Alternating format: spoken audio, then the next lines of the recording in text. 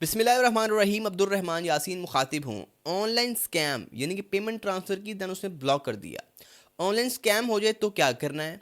एहतियाती तदाबीर कौन कौन सी हैं जिससे हम स्कैम से बच सकते हैं? नंबर 3, कानूनी कार्रवाई से हम क्या कर सकते हैं? नंबर 4, हम पैसे कैसे रिकवर कर सकते हैं? All about that we discuss in इस वीडियो। मेरा नाम अब्दुर्रहमान यासीन एडवोकेट है। मेरा नंबर डिस्क्रिप्शन में मौजूद है, आप मुझसे कानूनी मशावरत हासिल कर सकते हैं। फर्स्ट ऑफ ऑल, जब आपके साथ स्कैम हो जाए, आपने पेमेंट ट्रांसफ़र की, अगर आपने पेमेंट इजी पैसा से ट्रांसफ़र की तो आपने फ़ौरन इजी पैसा की हेल्पलाइन पे कॉल करके ये बताना है कि मैंने पेमेंट जो थी मुझसे वो फ्रॉडुलेंटली मेरे साथ स्कैम हो गया है, फ़ौरन से इस में पेमेंट को आप रिवर्स करें। नंबर एक, उससे होगा ये, जिस अकाउंट में पेमेंट गई है ना वो अकाउंट उसका फ्रीज़ हो जाएगा, ब्लॉक हो जाएगा फॉर द टाइम बीइंग। आपने अगर बैंक टू बैंक ट्रांसफ़र किया तो फ़ौरन से बैंक की हेल्पलाइन पे कॉल करके आपने बताना है कि आप फौरी तौर के ऊपर जो मैंने पेमेंट ट्रांसफ़र की है वो मुझसे फ्रॉडुलेंटली हो गई है, मुझसे स्कैम हो गया, आप फ़ौरन से पेमेंट को ब्लॉक करें। तो वो आपकी जो पेमेंट है, जो अगले बंदे का अकाउंट है, वो फ्रीज़ हो जाएगा। जी, आपने सबसे पहले ये काम करना है। उसके अगले घंटे में आपने ये करना है, या तो कोई वकील हायर कर लेना है या फिर आपने FIA, फेडरल इन्वेस्टिगेशन अथॉरिटी, जिसका दूसरा नाम NCCI है, national cyber crime investigation agency, यहाँ पर चले जाना है और एक एप्लीकेशन दे देनी है, डिटेल एप्लीकेशन। वो भी आप वकील से भी बनवा सकते हैं, आप खुद भी बना सकते हैं, अगर आप खुद को बनानी आपको आती है। आपने वो एप्लीकेशन NCCI में दे देनी है कि मेरे साथ इतनी पेमेंट का इतना स्कैम हो गया है। थोड़े से चक्कर जरूर लगवाएंगे NCCI वाले, लेकिन आपकी पेमेंट रिकवर हो जाएगी। अगर NCCI वाले काम ना करें तो उसके ऊपर एक पिटीशन फाइल करवा दें, रिट फाइल करवा दें। रिट ये फाइल होगी तो लाजमी तौर के ऊपर जब सेशन कोर्ट को ऑर्डर जाएगा आपकी एप्लीकेशन पे वो अमल करेंगे, वो बंदा भी गिरफ्तार होगा, वो शख्स जिसके अकाउंट में पेमेंट गई उसका उसके तमाम तर अकाउंट्स भी फ्रीज हो जाएंगे। आपने तो इजी पैसा में सेंड की थी, उसका मिज़ान अकाउंट, उसका जैस कैश, सादा पे, हर शय ब्लॉक हो जाएगी, उसकी फ्रीज हो जाएगी। उसके बाद उसको जो डंडा मिलना है वो अलग से मिलना है। ये एक आपको मैं रेमेडी बता रहा हूँ, लेकिन अच्छा, एहतियाती तदाबीर क्या है?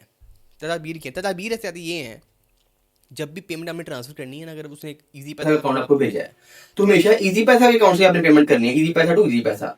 अगर उसने जैस कैश का नंबर भेजा है तो आपने जैस कैश से ही पेमेंट ट्रांसफर करनी है, जैस कैश टू जैस कैश। बैंक का तो उसने भेज दिया और आपका मिजान है उसका अल्फला है, तो फिर आप मिजान, बैंक टू बैंक, आप कोई भी बैंक हो सकता है, आपका मिजान है उसका अल्फला है, आप बैंक में ट्रांसफर कर सकते हैं।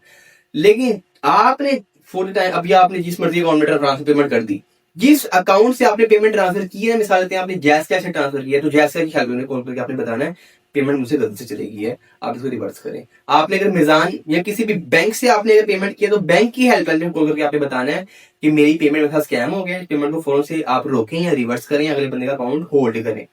इससे उसका पेमेंट तो आपकी फॉर द टाइमिंग होल्ड हो जाएगी। अगर उसने पेमेंट कहीं पे ट्रांसफर भी कर ली है, लेकिन ये है कि उसका अकाउंट फ्रीज हो जाएगा। उसके बाद NCCI, इसके ऊपर पुलिस स्टेशन जाने की जरूरत ही नहीं है, क्योंकि पुलिस स्टेशन का ये काम ही नहीं है, ये काम पुलिस का नहीं है। साइबर क्राइम को डील करना NCCI का काम है, तो ये आपने फौरन से NCCI जाना है। नहीं नहीं पता लगा तो वकील हायर कर लो। सो इस तरह आपकी पेमेंट रिकवर हो सकती है। ऐसा नहीं है कि साइबर क्राइम तो इतना स्ट्रॉन्ग है, आपने अगर पेमेंट ट्रांसफर किया था वो ऑनलाइन रिकॉर्ड होगा, उसका रिकॉर्ड जब है तो वो बंदा कहाँ क्या कहेगा कि मेरे पास नहीं है, वो बंदा कहाँ भागेगा, वो बंदा फंसता ही फंसता है। सिर्फ और सिर्फ कमी पता कहाँ कहती है, अवाम में। अवाम कहती है पाकिस्तान है, पता नहीं इंसाफ होगा कि नहीं होगा, छोड़ो। लाख लाख 2-2 लाख गया होता है, 20-20 लाख गया होता है, बंदे कहते हैं बस ठीक है अस्सलाम वालेकुम। आप आप अपने राइट्स जाने, आप अपनी आपका स्कैम हुआ है, अगर अगले बंदे को आप हवालात में भी जाने दें, डंडा भी दलवाएं, उसको जेल में भी फेंकी, अपनी पेमेंट भी रिकवर करवाएं। ये सारा प्रोसीजर मैंने आपको बता दिया। आपने फौरन एक एप्लीकेशन लिखनी है NCCI को।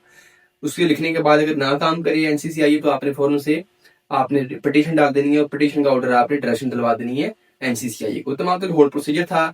आप कानूनी मशावरत के लिए मुझसे रब्ता कर सकते हैं, डिस्क्रिप्शन में नंबर मौजूद है। अब तक लिखता ही था, अगर कोई सवाल हो, कोई क्वेश्चन हो, मुझसे पूछ सकते हैं। वमा अलैना इल्लल बलागुल मुबीन। Thank you.